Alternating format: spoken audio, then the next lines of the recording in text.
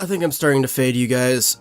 If I don't make it through this episode of AniMay18, your daily dose of anime every day in May, then make sure future generations learn from my findings. I had to sit through 6 episodes of the post-apocalypse, surrealist comedy show, Junrui wa Suruta Shimishita, or Humanity Has Declined. I'd like to say I have a pretty open mind when it comes to comedy. I like slapstick and dry humor and surreal non-sequitur stuff as much as the next guy, but Humanity Has Declined did not hook me in any meaningful way. This was the show that broke my spirit and was the last straw of AniMay18. I watched the first 2 story arcs of this episodic nonsense, and when I sat down to write the script, I had literally nothing to say. Could have been burnout, but on second viewing, I can safely say the show didn't do itself any favors. Humanity Has Declined is set in the distant future where the remaining colonies of human life live in medieval-style simplicity while still surrounded by the crumbling remains of a more futuristic human society. Due to some unexplained circumstance, birth rates are down and the human race is on the verge of extinction, particularly due to starvation.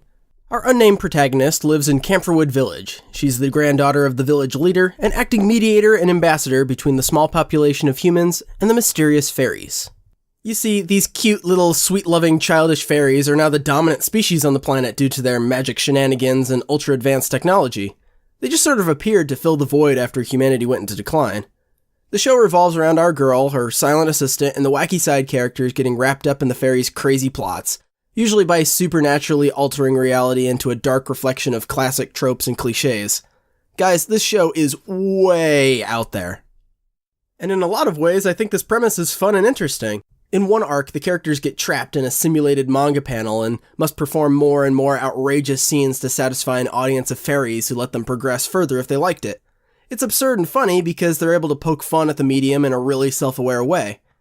I enjoy this kind of deconstruction where tired conventions are turned on their head to subvert expectations like Alien 9 and Madoka did for magical girl tropes. The problem with Jintai is that the show is directionless and distractingly random. It's a show where everything is made up and the plots don't matter.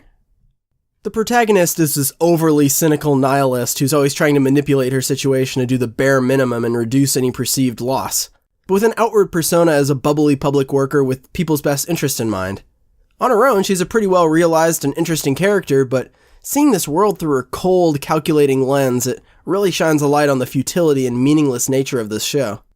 In another arc, after discovering satellites that can be harnessed to bring electricity to the village, and don't ask me how that works, the fairies run off, and our girl is tasked with exploring the nearby wastes for remnants of human technology or something, doesn't matter.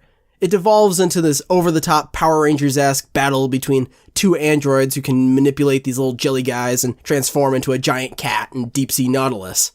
Turns out they are, in fact, the Pioneer and Voyager space probes who gain sentience and return to Earth as weird cat people, and then they build it up as some philosophical tragedy blah blah blah.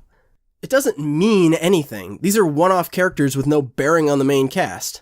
The scriptwriting process feels like it must have been a Mad Lib.